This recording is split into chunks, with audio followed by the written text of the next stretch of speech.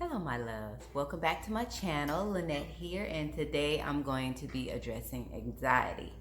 For years I struggled with anxiety, and a lot of it was due to, of course, environmental things that I was going through. But once I felt like I got to a healthy place mentally, I felt like the anxiety was still there. So it made me wonder where it's coming from. I prayed and I prayed and I asked the Lord, can you take this anxiety away? I just didn't know where it was coming from. And I realized as I got more healthy, I realized that my anxiety started to decrease as I started eating more electric foods, as I started staying away from a lot of the acid in my diet in order just to heal, bring my body back to homeostasis. I felt like the anxiety slowly started to creep away, but still it didn't go fully. And I started to realize that it was my diet, that some of the things that I was eating, like I noticed that when I ate a lot of sugars, that my anxiety level was extremely high. It was just uncontrollable, and especially around my hormonal times of the month, I felt like it was even more so out of control. So once I totally stopped, one of the things that I noticed that affects anxiety the most was the sugars. And so when I let those go, I realized my body, me and sugar, we just don't mix. My body does not love sugar. I don't know if I'm allergic to it or what, but it has a very adverse reaction to sugar in terms of my anxiety and my thinking.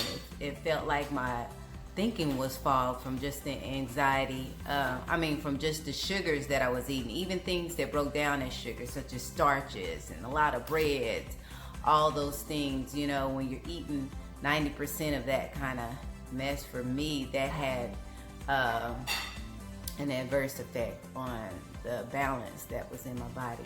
And after reading through some of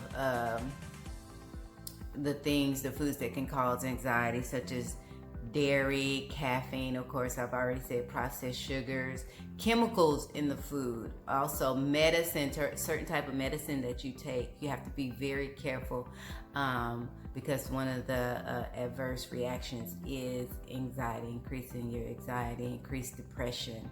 Some medications, some anti-psychotic medicine actually causes psychosis. So you have to be very careful about the foods that you eat. So that was one of my biggest breakthroughs, and also was my Ayurvedic that I'm using, called ashwagandha. Now I have a herb biomineral mix that I call happiness, and it's a mixture of all these herbs. It helps increase energy levels, decrease anxiety, but out of all of them, I'm gonna have to say the biggest one that has blessed me tremendously, even after I gotten healthy. And for me, when it's that time of the month, I am a crazy woman, okay? And this right here, ashwagandha, blessed my life. I noticed that after taking the ashwagandha root, even the first day, I could feel like my stress levels were decreased. I was more calm. The anxiety didn't stir up. I don't know what it was. It was like I would think about something and I would go into a frenzy and I would just freeze up. And sometimes it would affect even the way I communicated with people. And so I noticed that that bothered me. And I was like, I know I'm not stressed or anything. Where is this coming from?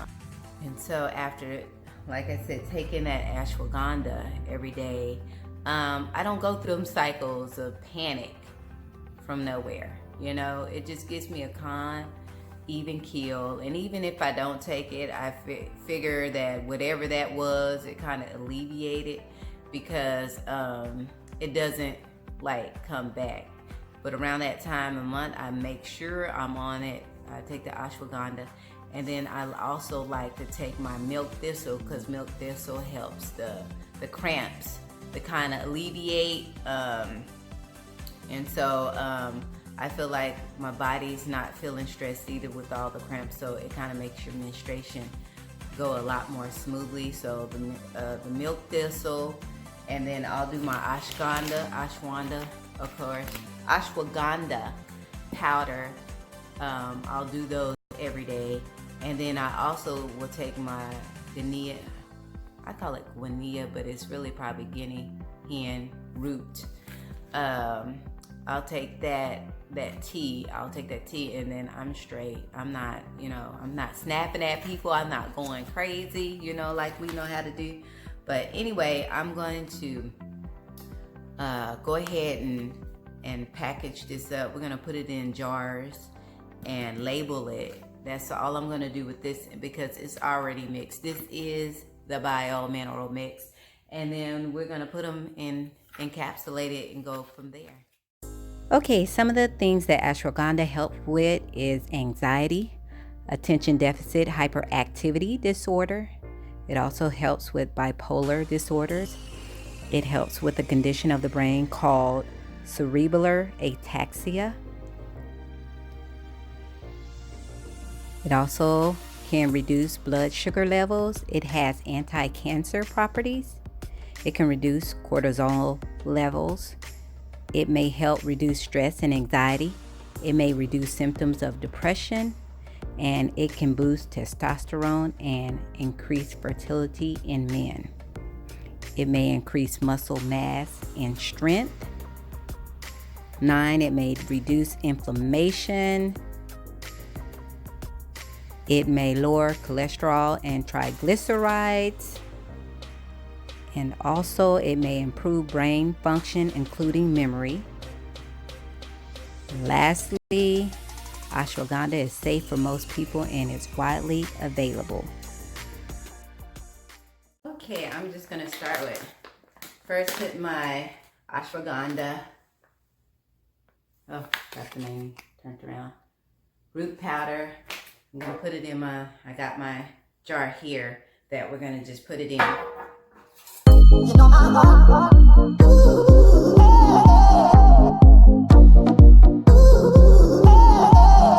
know my heart.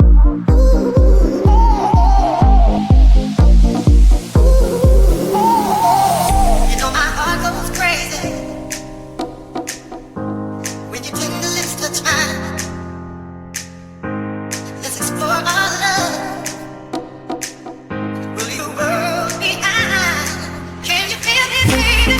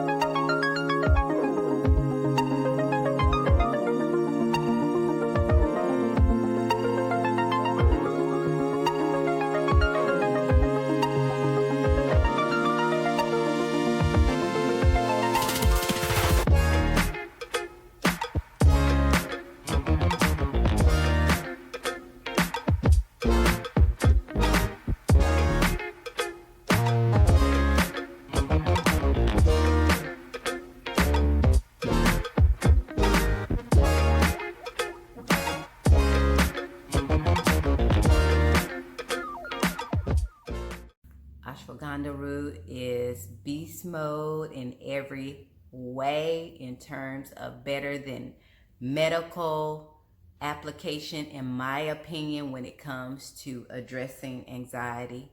It's a non-addictive alternative. So you really have to be careful when it comes to anxiety. Be careful about the foods you eat, of course, your environment.